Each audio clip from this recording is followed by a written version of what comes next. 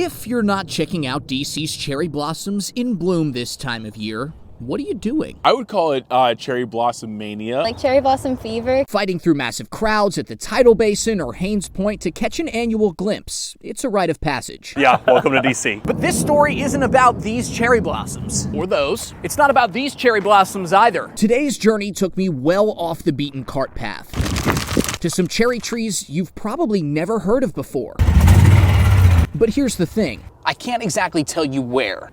Welcome to a secluded spot at East Potomac Golf Links, somewhere in Southwest D.C.'s East Potomac Park. These are perhaps the oldest cherry trees in Washington, D.C. Another Ranger Mike sighting. Coincidence? I think not. As our viewers should know by now, anytime we get together, there's some conjecture and speculation and things that we can't quite tie the loose ends to, and this is one of those stories. Ranger Mike tells me the famous 1912 shipment of trees from Japan, which make up what millions see in the heart of DC every year, is only part of America's cherry blossom story. He says there's strong evidence to suggest the tale of 24 special trees, now 17 on the golf course today, began 2 whole years before that. The gift in 1912 was actually a do-over.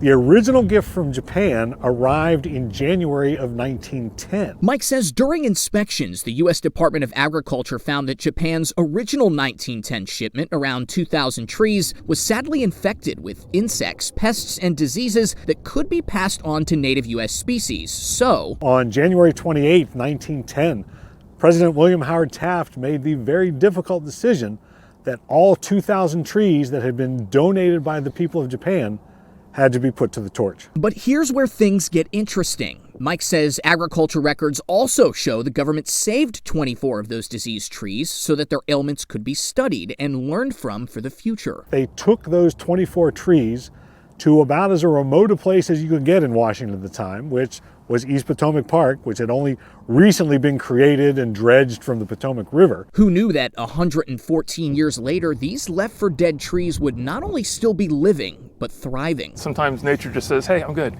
I'll figure this out. I mean, you wouldn't know it just looking at them, but... Yeah, you would have thought they would be somewhere else, maybe in like a park or preserve somewhere, not where people are hitting golf balls all around. So these do look a lot different than maybe the cherry trees that you would see at the Tidal Basin. Mike says everything about these trees is different, from the trunks to the branches to the overall size. If you look closely, for example, nearly all of the principal branches are hollowed out from decay.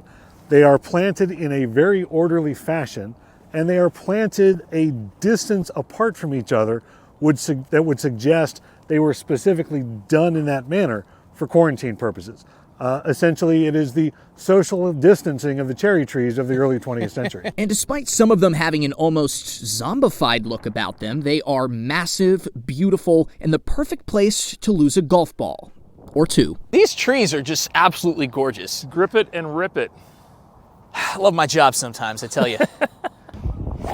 114 years, that's amazing. They don't look 114 years old. Right. So grab your clubs or find a friend who golfs and sign up to play a quick 9. You may just see a bit of history while you're looking for that slice you just hit. Did not know, and I'm glad you pointed that out, so now I can tell my buddies I saw the oldest cherry trees in Washington, D.C. There you go. Coming to you from an undisclosed location here in East Potomac Park, amongst some pretty beautiful cherry trees. Mike, you could probably say this is a tradition unlike any other.